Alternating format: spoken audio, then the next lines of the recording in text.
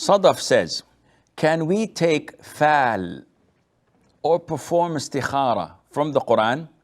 Is it permissible to do so when you are pressed against time to take a decision? If I understand the word Faal, which is glad tiding, in opposition to believing in bad omens. So if I'm coming out of my home and I see an accident in front of me and I say, I'm not going to work today, and I go back home. Why? I saw an accident and this means that today my day is going to be bad and evil. This is prohibited and a major sin. It can mount up to shirk. It's called tasha'um, or believing in bad omens. The opposite of it is recommended, which means al-fa'l, believing in good omens. So I'm going out and I'm worried that my interview today is not going to be good.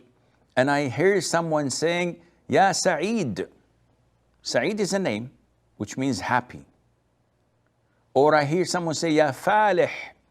Falih is also a name, which means successful. So I feel happy because I heard these names and I feel positive. My interview is going to be great today. Today is going to be a great day.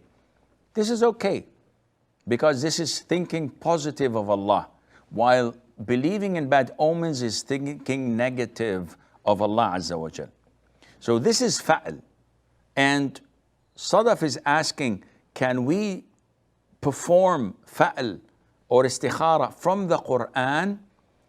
And this is problematic because if I understand it correctly, she means that I have a decision to make and it is so pressing that I have to make it immediately. So what to do? Some people bring the Mus'haf, the Quran, and they open it randomly and they put their fingers and they look at the word. If the word is hell or torment or the devil, this is negative. So they do not go ahead. But if the word is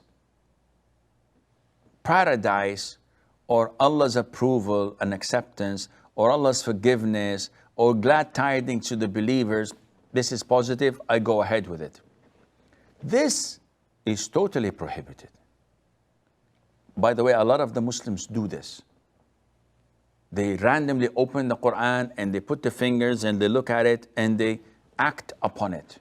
This is like drawing the lots. The people of pre-Islamic era in the Jahiliyyah, those who were disbelievers and idol worshippers, used to draw the lots. Al-istiqsamu bil-azlam. What was that? In their pockets, they would carry 3 arrows. One would say, move on. The other would say, do not proceed. And the third was blank.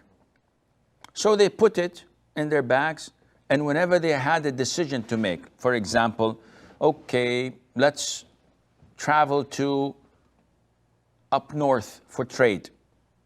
How is this with you guys? I said, I don't know. Let's draw the lots. So they put their hand in the bag and they choose 1 arrow. If it says, move on, they go. If it says, do not proceed, they said, okay, we cancel traveling to the north, and we would look for another destination. And if it is blank, they repeat this until they get it done. This is not permissible. This is what the idol worshippers used to do. When you want, as a Muslim, to make a decision, you have to firmly make a decision first, after doing your homework and due diligence. Secondly, you pray 2 rak'ahs of istikhara. Thirdly, you say the dua. Fourthly, you act upon it. Example, I'd like to travel north for trade. I have my money in my pocket. I know who to talk to up north, and I've decided to travel. Now, in the beginning, I'm hesitant. Should I travel or not? Is it feasible to trade or not?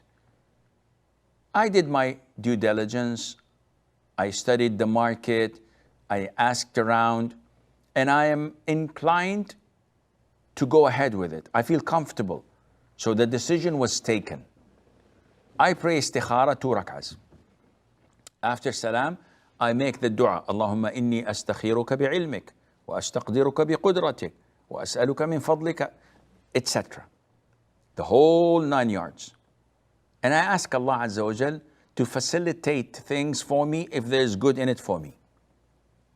Number 4, I book my ticket, I travel by car, I go and travel up north, having full trust, dependence and reliance on Allah Azza wa Jal to do what I'm going to do.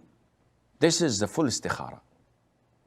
It is not to choose for you. It is not flipping the coin. Should I go or shouldn't I go? This is drawing the lots. You make your decision, you pray your istikhara, you work accordingly. But to open the Quran for random decision-making process known as Faal, this is totally prohibited, and it is a form of humiliating the Quran. Why do we tell people do not hang posters of the Quran? Do not write Quran verses over the masjids or in your guest rooms or in your living rooms. Why do we tell them don't hang it? Because it was not revealed to be a form of decoration. Quran was not revealed to be a source of choosing between whether to buy Gucci shoes or Prada, for example, a'udhu billah. This is humiliating the Quran. It was revealed to be recited, read, pondered upon, acted upon, not to be a form of decoration. So this is not permissible, and Allah Azza wa Jal knows best.